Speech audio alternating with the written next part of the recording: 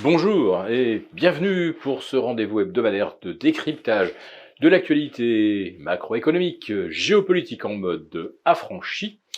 Je salue tous les abonnés de TV Liberté pour cet épisode que j'intitulerai l'Arabie, le Brésil, la Malaisie abandonnent le dollar. Oh, il y a Chiappa dans Playboy. Ouais, véritablement, on a l'impression que avec notre gouvernement, c'est le 1er avril, 365 jours par an. Pendant qu'il se produit de par le monde des bouleversements absolument sensationnels, eh bien, nous voyons notre attention captée par Macron dans Pif Gadget, Olivier Dussopt dans Têtu, Marlène Schiappa dans Playboy. Il paraît qu'on a échappé à Roselyne Bachelot. Et Monsieur Macron se rend en Chine pour expliquer à Xi Jinping qu'il faut pas qu'il fasse des affaires avec Poutine, parce que Poutine, il est très méchant. Quand on entend ce prétexte, on peut se demander effectivement si on n'est pas le 1er avril. Vous croyez que Monsieur Macron et Ursula von der Leyen vont d'un seul coup faire prendre conscience à Xi Jinping que son flirt avec son principal fournisseur de matières premières, eh ben ça c'est pas bien. La Chine est en train de faire littéralement basculer le monde. Réalisez quand même qu'en l'espace d'une semaine, l'Arabie Saoudite accepte de bâtir une raffinerie en Chine qui lui sera payée en yuan. Le pétrole saoudien sera payé en yuan. La Malaisie, qui est quand même pas frontalière de la Chine, qui est aussi un gros producteur de pétrole, accepte également qu'il lui soit payé en yuan. Vous avez 9 pays de l'ASEAN, dont la Malaisie fait partie, mais également Singapour, qui sont d'accord maintenant pour commercer hors dollar. Et vous avez le Brésil, qui lui aussi va commercer avec la Chine, avec des échanges bilatéraux en réal ou en yuan. En fait, vous comprenez qu'il s'agit bel et bien du yuan.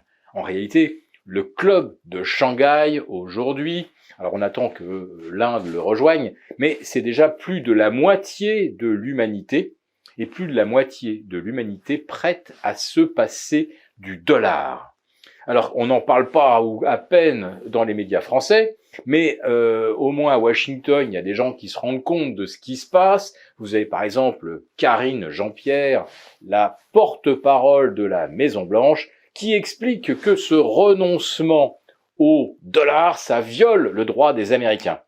Ben oui, figurez-vous que passer par le dollar pour toute transaction, matière première ou énergie, c'était une façon de financer les déficits américains en mode no limit.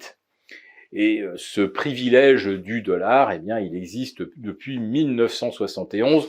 On peut comprendre que les Américains soient un petit peu angoissés à l'idée de perdre ce canal de financement majeur.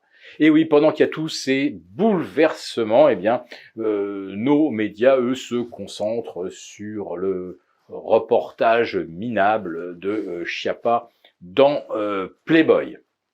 Alors, le basculement que je décris sur l'usage ou le non-usage du dollar, il existe également au niveau stratégique. Vous voyez par exemple l'Arabie Saoudite et le prince bin Salman déclarer « Je n'ai plus envie de complaire aux Américains » et d'annoncer le week-end du 1er avril, et ce n'était pas un 1er avril, ce n'était pas un poisson, que les pays de l'OPEP allaient réduire leur production de 1,6 million de barils par jour, alors que les Américains demandaient à nouveau d'augmenter les quotas de façon à faire baisser encore plus le prix des carburants et du fuel de chauffage. Donc là, on peut dire véritablement que l'Arabie Saoudite vient de basculer du côté de l'Asie et la Chine, elle, vient de s'imposer également comme un faiseur